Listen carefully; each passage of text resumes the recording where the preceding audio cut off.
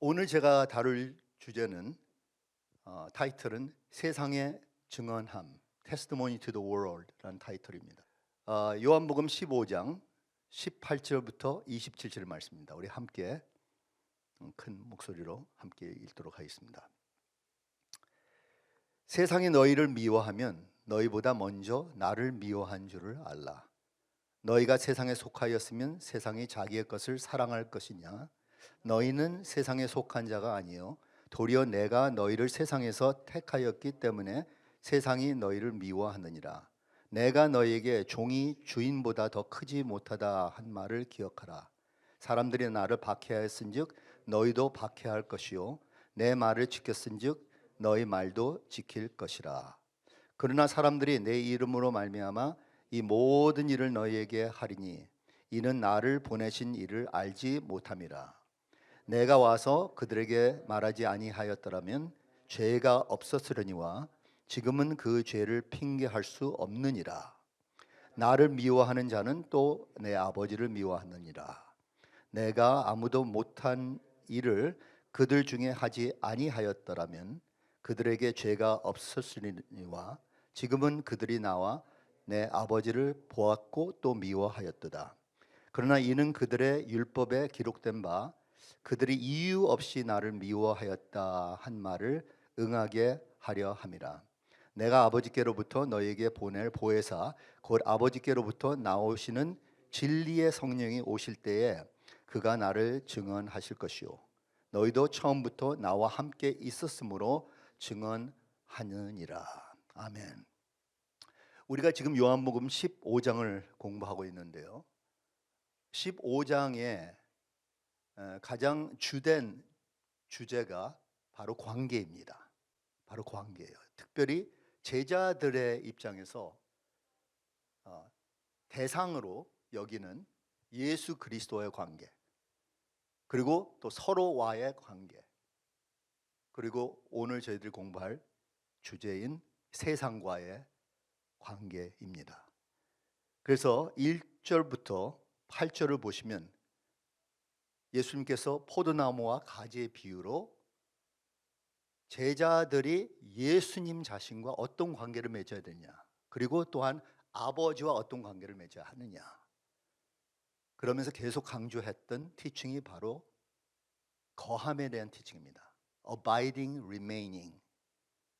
주님 안에 거한다는 거예요. 주님에게 접붙여진 상태에서 계속 의존적인 관계를 맺고 산다는 것입니다. 그 다음에 9절부터 17절에는 제자들이 서로 간의 관계, 또한 더 나아가서 이웃들과의 관계를 말씀하셨습니다. 여기에서 주님께서 말씀하신 것은 사랑을 하라 할 때 이 사랑이 아가페의 사랑입니다. 아가페의 사랑의 특징이 무엇이냐면 자기 중심적이 아니라 타인 중심적이에요. 그리고 모든 것을 내가 나누어 주는, 그래서 화살표가 상대자를 향해서 흘러가고 있는 거예요. 자칫 잘못하면 우리가 사랑한다면서 결국은 나의 만족을 위해서 사랑하는 거예요. 나 좋으라 사랑하는 거예요. 나 편해라 사랑하는 거예요. 근데 아가페 사랑은 전혀 그렇지 않습니다. 물론 그 기쁨이 있어요. 내가 남들에게 베풀고 남들에게 나눠주고 남을 배려함으로 나에게 돌아오는 나름대로 기쁨과 축복이 있습니다만, 궁극적으로 말하자면 아가페 사랑은 자신을 희생하는 사랑입니다. 그래서 주님께서 이걸 명령으로 하신 거예요. 주님이 우리에게 사랑을 본보여줬고 또한 사랑을 명하십니다. 오늘 18절부터 27절의 말씀은 제자들이 세상을 어떻게 대해야 하는지에 대한 교훈을 하시는 것입니다. 세상, 영어로는 world, 헬라어로는 cosmos, 따라서 cosmos. 이 요한복음에 몇 번이나 언급이 되냐 하면 이 단어가 78번이나 언급이 됩니다. 상당히 많이 언급이 돼요. 계속 world 하면서 cosmos 하면서 주님께서 제자들이 이 cosmos를 어떻게 대해야 하는지를 설명합니다. 이 단어를 간단하게 정의하자면 우리가 두 면으로 정의를 할 수 있어요. 첫째는 긍정적인 면이 있고 이 긍정적인 면에 있어서는 카스모스가 무엇이냐? 우주 전체를 말하는 거예요. 그래서 우주 전체가 하나님의 창조의 대상이다.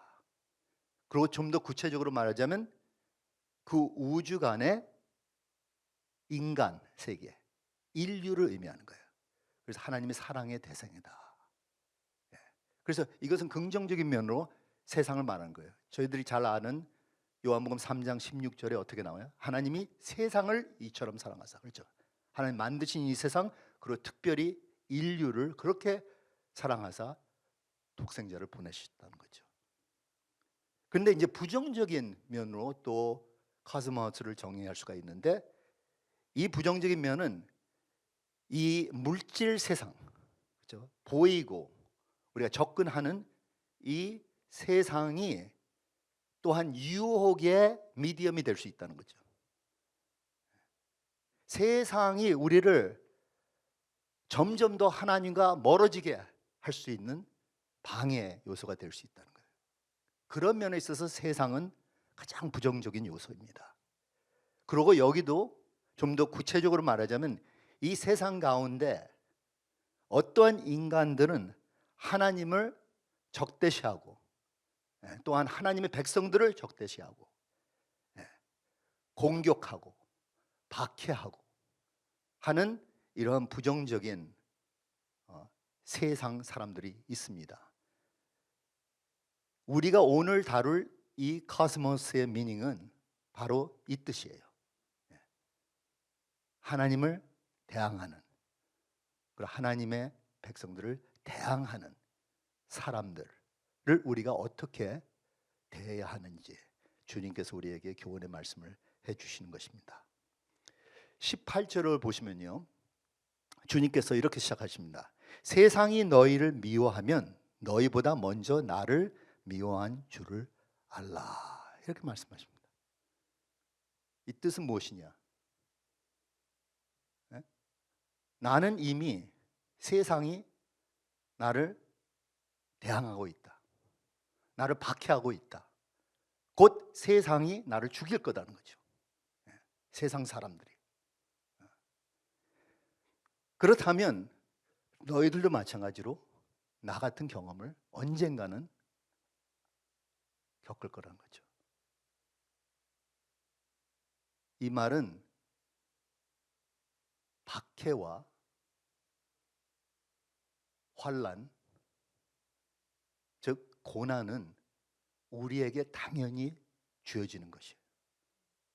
이렇게 생각해 보세요. 기독교인으로서 내가 고난 없이 존재하고 살아갈 수 있을까? 주님 오실 날까지 어떻게 고난을 다 피할 수 있는 길이 없을까? 이런 생각 우리가 갖기가 쉬워요. 기독교인으로서. 그리고 기독교 내에서도 계속 파퓰러한 주제가 무엇이냐면 축복, 축복, 축복. 어떻게 하면 축복을 누리냐? 제가 말씀드렸죠. 저도 몸의 건강에 대해서 상당히 많이 신경을 쓰는 편이에요. 또 연구를 하고 그걸 또 영성의 주제로 삼고. 하지만 그것이 다가 아니에요. 어떤 때는 내가 건강이 망가질 수가 있어요. 몸이 아플 수가 있어요. 질병에 걸릴 수가 있어요. 충분히 그럴 수가 있습니다. 그걸 각오해야 돼요. 전에는 제가 카리스마 사역에 전적으로 활동했을 때는 무슨 병이 있거나 어떤 좋지 않은 해프닝이 있으면 꼭 그냥 물리치는 훈련을 쌓아나갔어요. 예수 이름으로 명하느니 이 병은 완전히 삭제될지어다. 방해하는 이 귀신 악령들은 다 떠나갈지어다. 우리에게 임하는 무엇인가 부정적인 어떤 파워나 포스는 다 물러갈지어다. 이런 식으로 기도를 많이 했어요. 그러니까 너무 좁게 생각을 했죠. 다 이런 것을 피하는 것이 우리의 궁극적인 고리고, 이것이 다가올 때는 그 이유는 마귀가 우리를 괴롭히기 위해서 주는 거다. 그런데 그렇지 않습니다. 주님이 허락하여 주신 것도 있어요. 물론 마귀를 사용하죠. 그래서 마틴 루터의 말에 의하면 마귀도 하나님 손에 쥐어진 도구이다 그랬어요. 마귀도 하나님이 쓰셔요. 그렇지만 결국 마귀에게 우리에게 당하도록 손을 대게 할 때는 그건 하나님의 뜻 가운데서 허락하시는 거예요. 그러니까 예를 들자면 우리가 병들었다. 너 혹시 뭐 바이러스에 걸렸다. 그러면 우리 최선을 다해서 우리가 그걸 치료하려고 노력해야 돼요. 최선을 다해서 그러고 기도해야 돼요. 근데 결국 또 끝에 가서 보면 또 우리가 당할 수가 있어요. 암이 걸릴 수 있고, 그렇죠? 또 어떤 흉측한 어떤 질병이 또 생길 수가 있고요. 우리가 미래에 대해서는 전혀 예측할 수 없는, 또한 예방할 수 없는, 지금 그걸 어떻게 예방할 수 있는 길이 없는 무엇인가 이러한 부정적인 요소들이 있다는 거죠. 그래서 이런 것이 당연하다 주님께서 말씀하시는 거예요. 이런 요소들은 불가피하다, inevitable, 우리 모두에게 주어지는 것이라는 거죠. 심지어 16장 33절 B에는 이렇게 말씀하십니다. 제가 한번 영어로 읽어보겠어요. 영어로 좀 번역이 좀 더 잘 된 것 같은데, In this world you will have trouble. 그랬어요. In this world you will have trouble. 그랬어요. 세상에서는 너희가 환난을 당하나, 당할 때 무엇이 아니야, 당할 것이라는 걸 말씀하시고 나서 그 다음에 하시는 말씀이 담대하라, 내가 세상을 이겼노라. But take heart, I have overcome the world. 우리는 세상의 이런 불행한 해프닝을 제거하는 것이 우리의 솔루션이 아니라 그 가운데에서도 우리가 담대할 수 있고 믿음으로 주님을 의존하고 주님의 도우심으로 이것을 극복할 수 있는 힘이 우리에게 주어졌다는 것입니다. 네. 그 힘으로 우리가 이러한 불행한 요소들을 우리가 극복할 수가 있죠. 없애버릴 수가 있어요. 제거할 수가 있어요. 그렇지만 때로는 그걸 통과해야 될 수가 있어요. 불을 끌 수 있으면 좋죠. 그렇지만 어떤 데는 불 속으로 들어가야 돼요. 그렇지만 불 가운데서도 주님이 우리와 함께 하신다는 것을 우리가 명심해야 합니다. 아멘. 그러면 이제 오늘 저희들이 좀 다루고 싶은 내용은 이런 내용입니다. 그리고 이러한 질문으로 우리가 시작했으면 좋겠습니다. Why is the world so hostile toward us Christians? 세상은 왜 크리스천들을 적대시하고 받게 하는가? 주님께서 이건 당연하다고 그랬어요. 불가피한 해프닝이라는 거죠. 여러분 혹시 경험해 보신 적이 있으세요? 제가 아는 세상 사람들의 멘탈리티는 대부분 좋습니다. 내가 크리스천이라고 나를 직접적으로 막 박해하는 사람은 거의 만날 수가 없어요. 물론 그런 지역들이 있고 그런 나라들이 있지만, 그렇죠? 근데 대부분 세상 사람들은 그리스도를 이슈로 삼지 않아요. 그리고 내가 크리스천이라는 걸 크게 이슈를 삼지 않아요. 처음에는 제가 그냥 착하게, 온유하게, 겸손하게, 친절하게 베풀면 다 좋아요. 문제는 뭐냐 하면 이제 그리스도의 복음에 대해서, 그리고 십자가의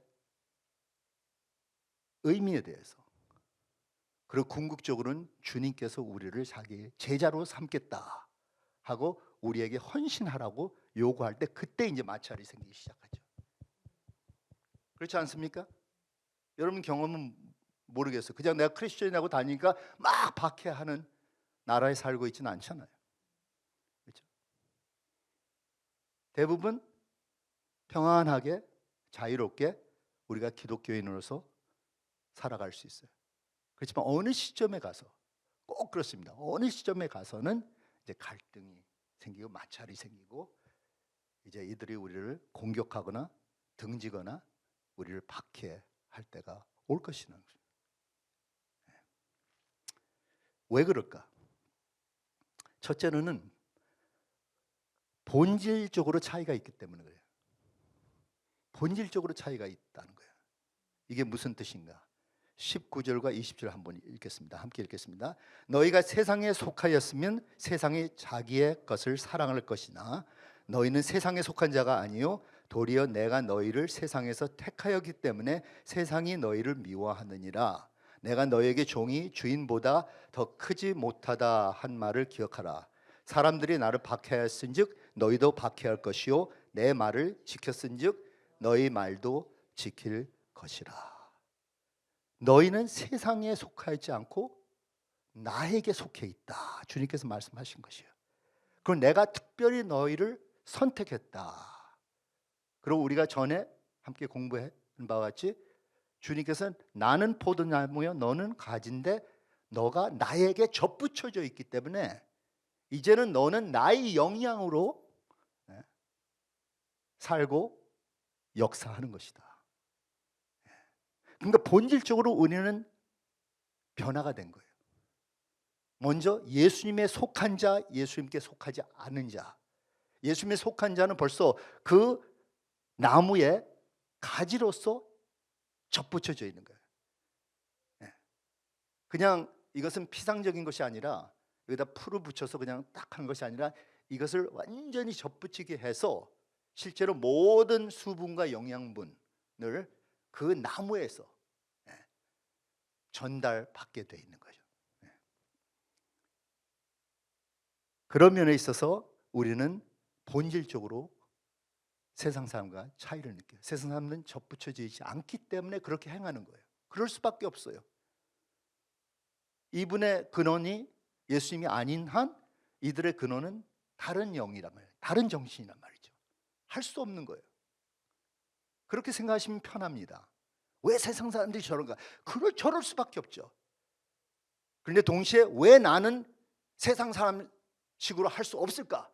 그렇게 할 수 없죠. 왜냐? 나는 예수 그리스도에 속해 있기 때문에 나는 예수님께 접붙여져 있기 때문에 이제 그분의 영향으로 나는 살아야 된다는 거죠. 본질적으로 변화가 온 것이에요. 그리고 더 나아가서 주님께서 그를 믿는 자들에게 성령님을 부여해 주신 거예요. 성령님께서 우리 안에 내주하시는 거예요. 이제는 우리는 그의 성령의 거룩한 성전이 된 거예요. 성령님이 이 안에 살아 역사하시기 때문에 우리는 하나님을 모시고 사는 사람들이에요. 세상 사람들은 하나님을 모르고 사는 사람들이에요. 하나님을 등지고 사는 사람들. 우리는 하나님을 가장 가까이 우리가 모시고 사는 사람들이에요. 그리고 더욱더 나가서 궁극적으로는 우리가 더욱더 예수 그리스도를 닮아가는 존재예요. 성화라고 하죠. 변화라고 하죠. 어떻게 변하느냐? 그리스도의 형상을 닮아가는 것이에요. 이런 변화가 우리에게 올 수 있다는 것이죠. 그러니까 세상 사람은 달리 변할 수가 있어요. 물론 자기들 나름대로 어떤 좋은 훌륭한 인물을 대상으로 해서 또는 어떤 아이디어를 가지고 다 그림을 그려놔요. 아니면 또 자기들 나름대로 어떤 기준을 세워서 나는 이런 사람이 되겠다. 아니면 자기들의 어떤 멋있는 어떤 이미지를 갖춰서 그걸 향해서 가요. 근데 우리 기독교인들은 전혀 그렇지 않습니다. 여러분 아직도 모르시면 자세히 들으셔야 돼요. 우리는 이런 것을 좇는 것이 아니라 오직 그리스도만 좇는 거예요. 저는 심지어 그냥 어떤 훌륭한 목사, 어떤 훌륭한 은혜자, 어떤 능력자 또 아니에요. 이제 더 이상. 옛날에 많이 그랬어요. 저분 같이 되면 되겠다. 저 훌륭한 목사님 같이 되면 되겠다. 아니에요. 그리스도만 닮으면 돼요. 그리스도만 좇으면 돼요. 그리스도를 우리가 어디서 발견해? 복음서에서 발견해요. 복음서에 그려진 그 그리스도의 그 이미지 그대로만 우리가 따라가면 돼요. 이게 본질적인 것입니다. 본질적으로는 우리는 변했습니다. 그래서 사도 바울이 말하는, 우리는 본성 자체가, 네이처 자체가 변했다는 거예요. 그러니까 우리는 우리 네이처대로, 세상 사람은 세상 네이처대로 사는 거예요. 그러니까 이들이 우리를 감당할 수가 없죠. 체질이 다르잖아요. 우리는. 본성이 완전히 다르잖아요. 아예 그냥 다른 행성에서 온 것 같이 생각을 해도 무리가 아니다는 거예요. 자연스럽게 그렇게 생각할 수밖에 없다는 거죠. 그다음 둘째로는 세상 사람들 왜 우리를 박해할까? 그리고 적대시할까? 이들이 하나님에 대하여 무지하기 때문에 그래요. ignorance. 모르는 거예요. 하나님이 누구시고 하나님이 무엇을 인간에게 요구하시고 하나님 뜻이 무엇인지 모르기 때문에 이들은 우리를 박해할 수밖에 없어요. 여기에 무지하면 이건 지적인 것이고 또한 동시에 영적인 것입니다. 지적으로만 모르는 것이 아니라 영적으로도 몰라요. 그게 뭔지 몰라요. 이게 파악이 안 돼요. 분별이 안 돼요. 21절 함께 읽겠습니다. 그러나 사람들이 내 이름으로 말미암아 이 모든 일을 너에게 하리니 이는 나를 보내신 이를 알지 못함이라. 하나님 아버지를 모르고 예수 그리스도를 모르고 성령님을 모르고 하나님 말씀을 모르고, 그러니까 불쌍한 거예요. 이분들이 무지한데 무지한 사람한테 우리가 뭐라고 해봐야 이게 먹혀 들어갈 수 있겠습니까? 안 되잖아요. 이분들이 우리를 대항하는 것, 우리 박해하는 것, 심지어 우리를 미워하는 것은 당연한 거예요. 그럴 수밖에 없어요. 거기서부터 시작하는 거예요. 근데 자꾸만 왜, why 하는 사람들이 있어. 가만 보면 why? Because that's the way it is. 그게 기본이에요. 거기서부터 시작하는 거예요. 그 다음에 셋째로 이것이 중요합니다. 왜 이들이 우리를 싫어하느냐? 왜 이들이 우리를 경계하느냐? 왜 이들이 우리를 적대하느냐? 제가 보는 게 이 마지막 이유가 가장 중요한 이유인 것 같습니다. 왜냐? 그리스도 자신이 그들에게 가장 위협하는 요소이기 때문에 그래요. 그리고 그리스도의 제자인 우리가 그들을 위협합니다. 아니 내가 어떻게 위협을 해? What did I do? I didn't do anything. 그게 아니에요. 여러분이 무엇을 해서 그들을 위협하는 거 아니냐? 여러분 자체가 그분에게 위협의 존재가 되는 거예요. 한번 읽겠습니다. 22절부터 25절 말씀입니다. 내가 와서 그들에게 말하지 아니하였더라면 죄가 없었으려니와 지금은 그 죄를 핑계할 수 없느니라. 나를 미워하는 자는 또 내 아버지를 미워하느니라. 내가 아무도 못한 일을 그들 중에서 하지 아니하였더라면 그들에게 죄가 없었으려니와 지금 그들이 나와 내 아버지를 보았고 또 미워하였도다. 그러나 이는 그들의 율법에 기록된 바 그들이 이유 없이 나를 미워하였다 한 말을 응하게 하려 함이라. 생각해 보세요. 예수님께서 본인이 오셔서 말씀으로 또한 자기 행위로 그다음 십자가의 공로로 즉 성육신으로 이들에게 모든 것을 증언했는데 그 증언한 결과 이들은 그렇다면 우리가 죄인인가? 예수님만 의로우신 분인데 우리는 다 죄인이고 우리는 이 죄값을 지불하지 못하면 결국은 멸망할 수밖에 없고 오로지 예수님밖에 우리를 그 죄에서 건져낼 수 있는 분이 없다는 것.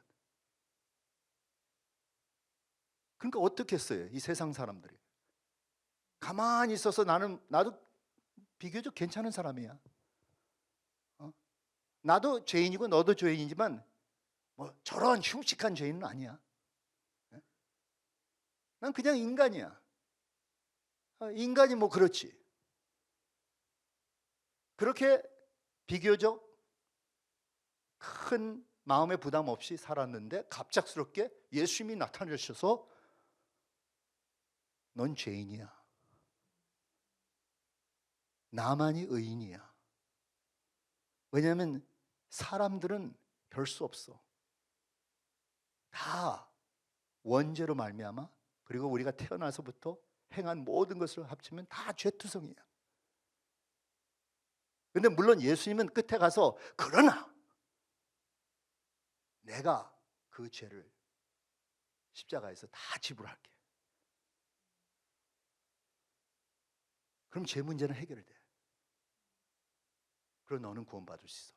그 말을 하시고 싶은데 거기까지는 못 듣는 거예요. 그냥 우리의 죄인이야? 뭐 내가 그렇게 못된 짓을 했어? 우리는 항상 비교를 하잖아. 옆에 계신 분들 비교하고 저기 지금 감옥에 들어가 있는 뭐 저기 매스 멀더러나 이런 흉측한 사람들 뭐 이런 사람들과 우리가 비교를 하잖아요. 우린 그런 사람들은 아니지. 그래도 비교적 우리는 깨끗한 삶을 살려고 하고 네, 네, 의를 지키고 법을 지키려고 하죠. 근데 그런 분들 중에서도 아무리 그냥 성실한 불교인이나 성실한 유교인이나 성실한 율법주의자들도 다 죄인이에요. 그리고 궁극적인 죄가 뭔지 아십니까? 자기 중심적이고 하나님 중심이지 않는 죄예요. 그 예수님 없이 자기들이 혼자 스스로 쓸 수 있다고 생각하는 것이 가장 큰 죄예요. 우리 모두 다가 죄인이잖아요. 그러니까 결국은 세상 사람들이 예수님을 공격할 수밖에 없고 우리를 공격할 수밖에 없는 이유는 자기들의 죄를 뉘우치고 싶지 않기 때문에, 죄책감을 갖고 싶지 않기 때문에 그런 거예요. 오늘날 팝 사이칼로지 보세요. 예? 그리고 기독교 서점에 가면 수두룩 그런 책들이 수두룩합니다. You're okay. You're not that bad. 거기서부터 시작하잖아요. 물론 너는 죄인이다. 죄만 강조해갖고 또 망가지는 사람들이 있어요. 근데 제가 보기에는 넌 괜찮아. 넌 좋은 사람이야.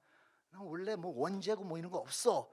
해갖고 되레 이상하게 더 이게 왜곡되는 사람들이 있더라고요. 우린 이것도 아니고 저것도 아닙니다. 제가 말씀드린 것은 우리의 죄를 철저하게 인정하면 그 다음에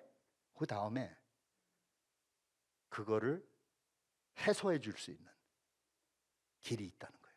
그게 좋은 거예요. 내가 지금 바이러스 투성인데 사방에 공기가 지금 다 오염돼 있는데 난 괜찮아. 난 그냥 괜찮아. 괜찮아. 괜찮아.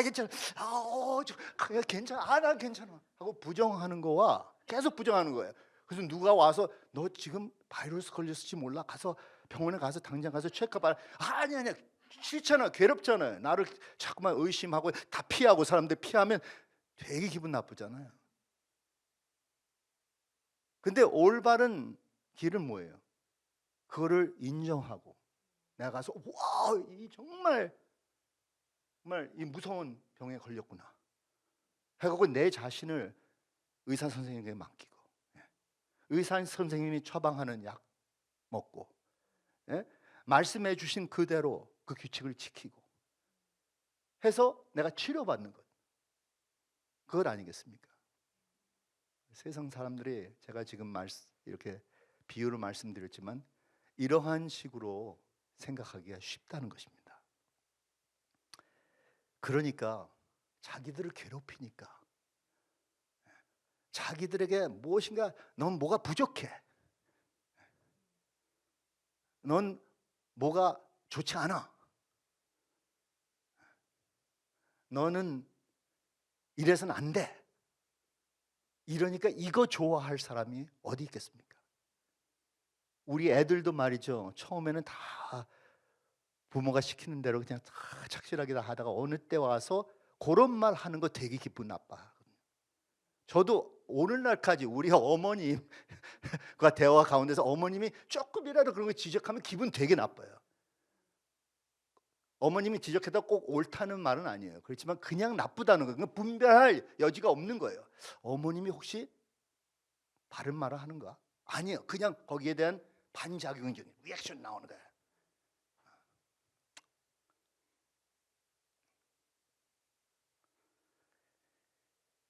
그렇다면 이러한 상황 가운데 우리가 어떻게 반응을 해야 할까요? How should we respond to the world that is hostile to us? 주님께서 이렇게 답하십니다. 26절과 27절을 보시면 내가 아버지께로부터 너에게 보낼 보혜사 곧 아버지께로부터 나오시는 진리의 성령이 오실 때에 그가 나를 증언하실 것이요 너희도 처음부터 나와 함께 있었으므로 증언하느니라. 뭐예요?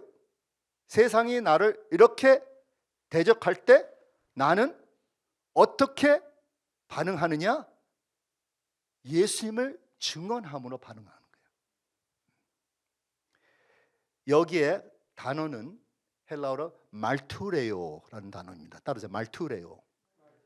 영어는 testify, witness 동사입니다. 이 동사로서는 요한복음에 33번이나 멘션이 됩니다. 그런데 또 명사로 말투리아, 테스트모니가 나와요. 14번이나 나와요. 그래서 총 몇 번이나 반복되죠? 47번에 반복돼서 계속 이 증언에 대해서 주님께서 말씀하시는 것이에요. 그러면 예수님을 증언하는 데 있어서 두 가지가 중요합니다. 첫째로 성령님께서 예수님을 증언하셔요. 지금까지 우리가 배워왔던 것은 성령님의 궁극적인 역할은 예수 그리스도를 증언하는 거예요. 그리고 우리가 증언을 해야 돼요. 성령님 증언하십시오. 다 알아서 하십시오. 다 증언하고 온 세상을 구원의 백성으로 만드세요. 아닙니다. 성령님이 증언하시면 성령님은 우리를 통해서, 즉 교회를 통해서 증언하시기를 원해요. 우리가 필요한 거예요. 근데 우리가 어떻게 그러면 성령님과 협조해야 되는지, 코오퍼레이션, 파트너십에서 예수님을 증언하는 것이죠. 이제 보세요. 세상이 우리를 박해하잖아요. 여러분 한번 그 시나리오를 한번 생각해 보세요. 최근에 여러분 좀 이렇게 오해 받았던가, 아니면 사람들이 괜히 여러분이 크리스천의 정체성을 알고 여러분들을 공격을 하든지 비난을 하든지 박해를 한 적이 있으세요? 한번 생각해 보세요.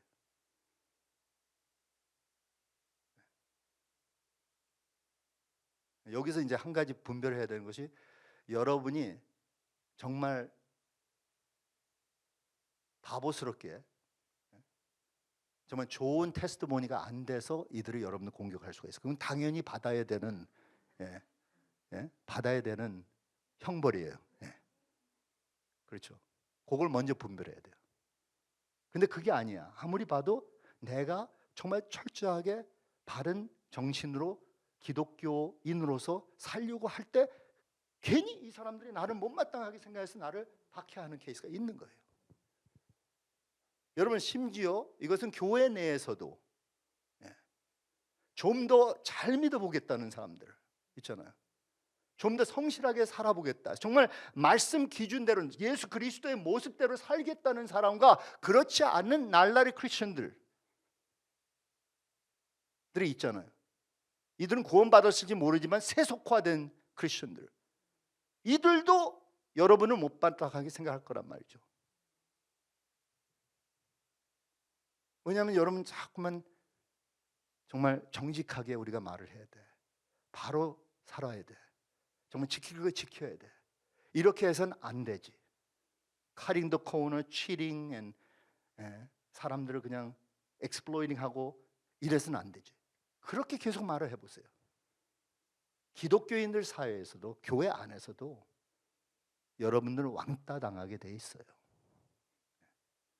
근데 이제 거기서도 한번 점검을 해보세요. 내가 혹시 너무나 그냥 나만 잘났다고, 나만 어렵다고 하는 거 아닌가? 이 영적 교만으로 보여서 이들이 나를 공격하는 것이 아닌가? 체크해보세요. 그게 아니고 여러분 정말 겸손하게 검소하게 이들에게 베풀려고 했는데도 이들의 여러분 딱을 친단 말이죠. 그런 케이스가 더 맞는 케이스라는 거죠. 그럴 때가 있어요. 그 시나리오 한번 생각해 보세요. 다들 생각하셨어요? 머릿속에? 아닌가? 전혀 밖에 안 당하고 사시는 분들인가? 그러면 또 그것 자체가 문제예요. 더 심각한 문제예요. 왜냐하면 지금 주님께서 계속 말씀하셨는데 너희들은 왜 너희들은 전혀 세상 사람들 괴롭히지 않지? 너 나 증거 안 하고 다녀? 너 크리스천이라는 건 몰라? 이거 비밀이야? 그러니까 박해를 안 하죠. 비밀 크리스천으로 사니까 말이죠.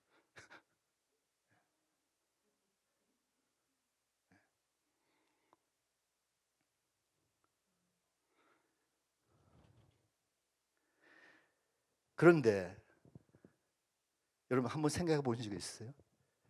이들이 우리를 박해하거나 우리를 괴롭히거나 우리에 대해서 온갖 좋지 않은 말을 퍼붓거나 할 때가 바로 그 모멘트가 말이죠. 우리가 예수 그리스도를 증언할 모멘트란 말이죠. Wonderful opportunity for us to witness Christ likeness. 그 말로만 증언하는 게 아니에요. 증언은 다양합니다. 말로도 증언할 때가 있고 전혀 말이 이들의 마음에 타치가 안 돼. 말이 그냥 땅에 떨어져. 그럴 때는 우리가 행위를 해야 돼. 행위로. 베푸는 것, 섬기는 것, 무엇인가 나눠드리는 것, 행위를 해야 돼요. 그리고 가장 중요한 것은 이들이 여러분들과 저의 성품을 알아야 돼요. 성품. 그리고 마지막에는 저는 이 수단도 있다고 생각해요. 끝에 가서 말도 통할 수 없고 행위도 통할 수 없고 아무리 좋은 인격을 가져도 안 될 때가 있어요. 그때는 여러분 그냥 그때는 좀 신비롭게 들릴지 모르지만 그냥 풍기는 걸로 풍겨야 돼. 풍겨.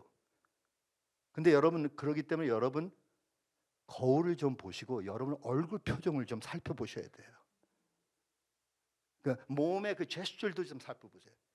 다 좋은데 다 좋아. 사람은 틀 자체는 다 좋은데 이게 해방이 안 돼 있어. 그래서 묶여 있어. 뻣뻣해. 얼굴이 뻣뻣하고 그냥 항상 이러니까 이게 좋게 보이겠어요? 거기까지 예수 그리스도를 닮아가시길 바랍니다. 아멘. 잘 모르시면 거울을 보셔야 돼요. 저는 거울 보면서 훈련을 받았기 때문에 옛날에 제가 좀 무용 댄스를 한 적이 있어요. 깜짝 놀라실까 봐 제가 미리 말씀드리는데 이렇게 댄서홀에서는 우리가 거울을 바라보고 나를 교정하고 바꿔 나가는 거예요. 아름다운 표정, 아름다운 제스처, 아름다운 무브멘트. 그렇게라도 하셔야 되는 거예요. 근데 끝에 가서는 여러분 이 말투레오라는 단어 또 말투리아라는 이 단어에 어떤 단어가 그 안에 있죠? 영어로 말하죠. martyr. martyr. 이게 우린 순교자라고 우리가 해석하잖아요. 순교자. 심지어 죽음으로도 우리가 증언할 수 있다는 거예요. 그리고 초대교회에서는 실제로 죽음으로 증언을 했기 때문에 이 단어가 이런 의미를 지니게 된 거예요. 근데 저는 살아 숨겨든지 죽어 숨겨든지 상관없어요. 무조건 살든지 죽든지 나는 주님을 증거해야 되는 거예요. 이게 중요한 것입니다. 이제 여러분 생각으로는 그렇다면 우리가 그냥 지금 스트리트 이벤저리스트 나서 갖고 그냥 다니면서 막 전도를 해야 되는 게 아니에요. 그 말을 하는 게 아니에요. 증언이라는 것 자체는 벌써 이 바깥으로 나가는 순간부터 우리가 그리스도를 증언할 수밖에 없어요. 오로지 그 증언 자체가, 그 테스티모니 자체가 파시티브한 테스티모니가 되는지 부정적인 테스티모니가 되는지. 여러분, 예수님에게 보태는 자가 되겠습니까? 아니면 예수님에게 마이너스가 되는 사람이 되겠습니까? 교회를 더욱더 플러스로 만드는 그런 사람이 되겠습니까? 아니면 교회를 마이너스 이미지로 만들어버리는 사람이 되겠습니까? 그건 우리에게 옵션이에요. 우린 증언을 할 수밖에 없어요. 우린 증언이 돼요. 세상 사람들은 다 벌써 계산을 하고 있어요. 우리가 크리스천으로서 얼만큼 점수를 지금 따는가 다 지켜본단 말이에요. 참 나쁘죠? 나쁘죠? 세상 사람들 우리 공격할 건 공격하고 다 하면서, 예? 예수님 우리가 전한다 그러니까 그것 때문에 괴로워하면서 우리를 그냥 왕따 시키면서 막 공격하면서 합니다. 그러면서 뒤에 가서는 다 점검해. 정말 얘가 그리스도다운 크리스천인가? 점수를 따야 합니다. 점수를 따야 해요. 마가복음 13장 10절과 11절에 이런 말이 나옵니다. 예수님께서 또 복음이 먼저 만국에 전파되어야 할 것이라. 복음 전파, 그렇죠? 예수 그리스도를 증언해야 한다는 거죠. 사람들이 너희를 끌어다가 넘겨줄 때에 이제 박해를 당할 때가 온다는 거죠.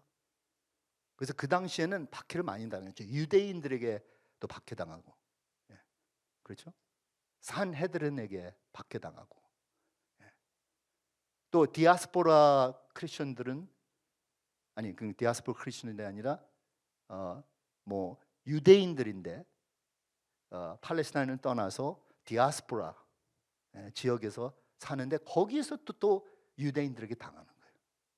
오늘날 무슬림들이 크리스천으로 이제 자기가 거듭나갖고 주님 영접해갖고 크리스천이라는 타이틀을 지닐 때 박해당하는 거 거의 비슷했어요. 초기 시대 때는. 그러고 그것만입니까? 로마 제국에서는 가이사를 주라고 시인 안 하면 체포당하거나 박해당하거나 심지어 죽임까지 당한 거예요. 그러니까 끌려가서 체포당하고 재판받고 사형 선고받고 꼭 예수님의 모습 비슷했어요. 근데 예수님께서 하시는 말씀이 이러한 복음이 전파가 되고 나를 너희들이 증언할 때 사람들이 너희를 끌어다가 넘겨줄 때 무슨 말을 할까 미리 염려하지 말고 무엇이든지 그때에 너에게 주시는 그 말을 하라. 말하는 이는 너희가 아니요 성령이시니라. 공간복음 마태, 마가, 누가복음에는 다 이것을 언급을 해요. 이 개념을 언급해요. 걱정하지 말라. 너희가 어떻게 증언할고 내가 어떻게 이거 잘 설명을 할고 어떻게 내가 예수님에 대해서 그림을 그려갖고 이들을 설득시킬 수 있을까? 걱정하지 말라 그랬어요. 왜냐? 성령님이 너희 안에 임하시고 계시기 때문에 그 성령님이 아버지의 뜻을 다 우리에게 알려주셔서 이렇게 말하라 속삭인단 말이에요. 인간적인 어떤 육적인 방식으로는 안 되죠. 정말 기가 빠집니다. 기운이 빠져요. 세상 사람들이 우리를 대항하기 시작하면요 겁을 먹을 수밖에 없어요. 벌벌 떨 수밖에 없어요. 저도 몇 번 그런 걸 당한 적이 있어요. 크리스천이기 때문에 내가 또 목사이기 때문에 조롱당할 수가 있어요. 다들 나를 피해, 어려워해. 다들 자기들은 재밌게 파리 어떤 분위기 속에서 하는데 내가 그냥 목사라는 걸 발견하는 순간 나를 떠나. 다가온 사람 없어. 나 혼자서 여기서 어떡할까 하고 서먹서먹하다가 그냥 외롭게 쓸쓸하게 집으로 돌아갈 때가 있어요.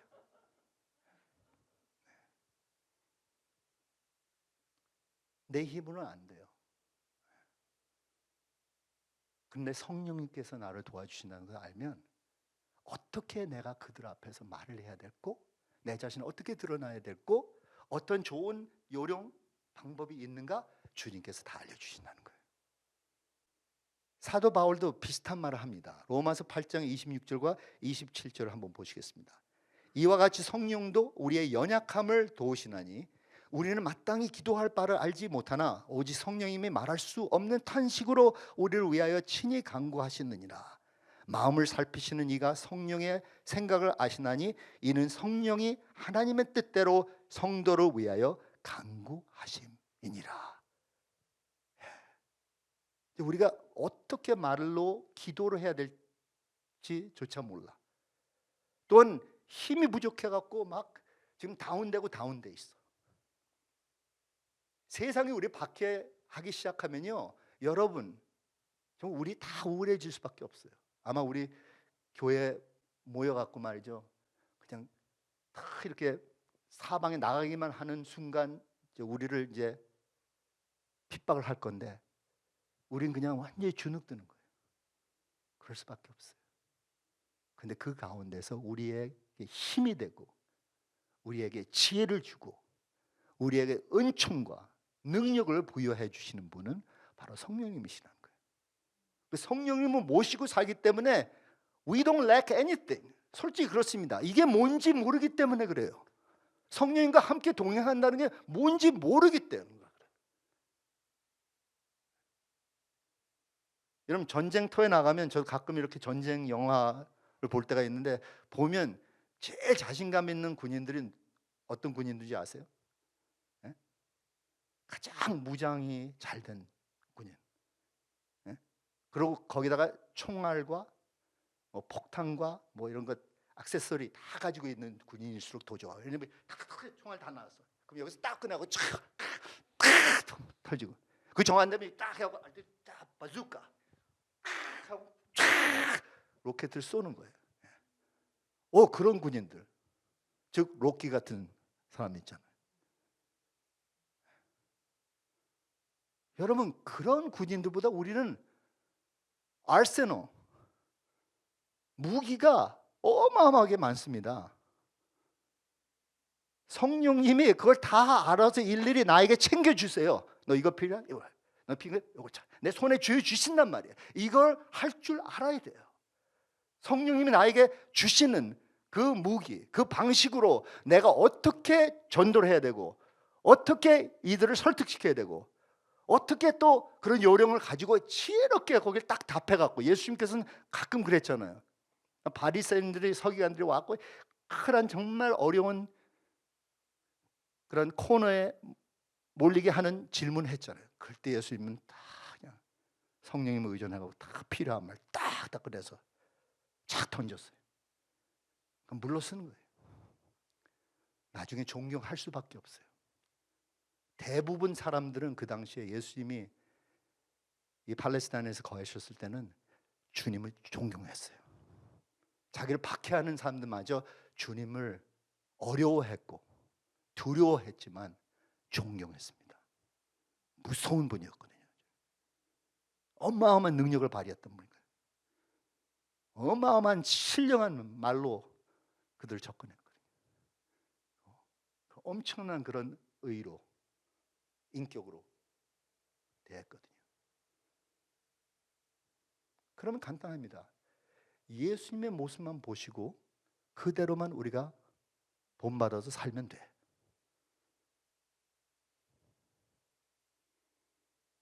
제가 어떤 그 주석을 읽는데 유명한 목사님이세요. 유명한 목사님이시고 정말 옛날에는 좀 이렇게 뜨는 목사님이시고 전도도 많이 하셨던 목사인데, 그분의 주석에 이렇게 나오더라고요. 우린 전도하는 법 배울 필요가 없다 그래요. 전도하는 세미나나 클래스 수업 거의 투자할 필요가 없다 그렇게는. 난 깜짝 놀랐어요. 이분이 전도왕인데. 그렇잖아요. 많은 크리스천 생각을 내가 이게 훈련이 제대로 안 돼 있어서, 내가 전도라는 과목을 택한 적도 없고 세미나를 들은 적도 없고 뭐 교회에서 제대로 훈련받은 적도 없고 그 교과서를 내가 읽어본 적도 없고 책을 뭐 구입해갖고 그것에 대해서 좀 알려고 노력해 본 적도 없고 그러니까 내가 전도 못해. 그러니까 많은 사람 생각은 전도나 남들에게 증언이 된다는 것을 어렵게 생각하는 거예요. 이거 할 때까지는 아직은 자격이 없어. 근데 이분은 완전히 no. 전도는 그냥 여러분이 가지고 있는 삶과 스토리와 여러분 자신만 드러내면 되는 거예요. 여러분 속에 예수님이 살아계셨다는 것만 증거하면 돼요. 근데 살아있는지 뭔지 모르겠어. 왜냐하면 주님과 관계가 별로 없으니까. 그러면 전도가 안 되죠. 그 이유로는 전도가 안 될 수가 있어요. 전도할 게 없으니까. 그러니까 빈 말밖에 안 나오는 거예요. 배웠던 어떤 무슨 교리적인 얘기밖에 안 나오는 거예요. 목사님이 설교해갖고 예수님을 이렇게 하십시오 해서 그것만 그냥 패러팅 하는 거예요. 그런데 전도는요 쉬운 거예요. 그냥 여러분 있는 그 모습으로 사람들에게 쉐어링하면 돼요. 나눠주면 돼요.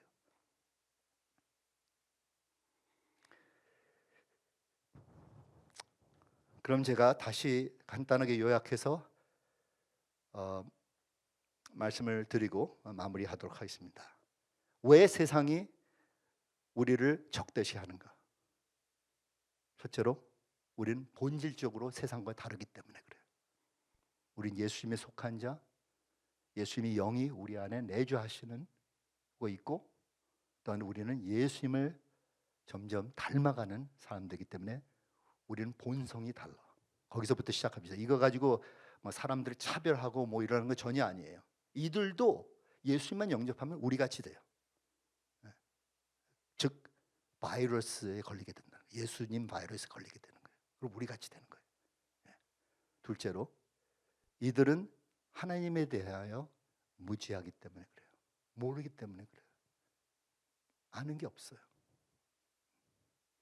그리고 하나님과 그 관계가 없기 때문에 어떤 그 영적인 통찰력도 없어요. 영적으로도 무지하다는 거예요. 그렇기 때문에 좀 이해를 하셔야 돼요. 세상 사람들 좀 그걸 배려하면서 이들을 판단해야지 똑같이 우리 같이 취급해서는 안 된다는 거죠. 셋째로 이들은 우리를 자기들을 위협하는 존재로 생각해요. 그리고 궁극적으로 예수님을 편하게 생각할 수 있지만 끝에 가서는 예수님이 이들을 가장 위협하는 자라는 것이죠.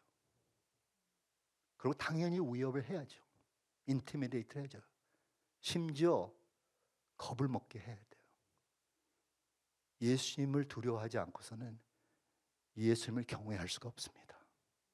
예수님이 어떤 분이시라는데 내가 함부로 그냥 예수님을 등져버리고 등한시하고 내가 살았다. 내 멋대로 살았다. 아니다. 벌벌 떨면서 주님 앞에 가서 무릎 꿇고 회개하고 주님 죄송합니다. 저를 용서해 주십시오.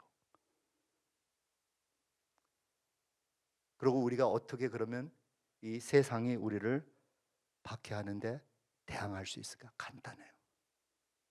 성령님과 함께 팀워크를 이루면서 그냥 우리가 가지고 있는 그 모습 그대로 그들에게 증언하면 돼요. 우리가 아는 우리의 라이프 스토리, 말로 우리가 행위적인 봉사, 섬김 통해서 또 우리가 지니고 있는 그 성품 그대로 그 끝에 가서는 그냥 풍기는 거예요. 풍겨. 저는 무대에 서서 딱 이렇게 그 관객들을 보면 딱 서서 몇 분 동안 내가 폼 잡는 건 아닌데 딱 프레젠스를 품게 될 때가 있어요. 저 끝에 저 그 오디토리움에 쭉 저기 위에서 보는 사람들까지 다 느껴야 돼요. 그 에너지를 얘가 쫙 이렇게 발사하는 거죠. 그거를 항상 명심하시면서 사셔야 돼요. 여러분이 이 순간 교회 바깥으로 나갈 때 세상 사람들 접근합니다. 일터에서 접근하죠. 학교에서 접근하죠.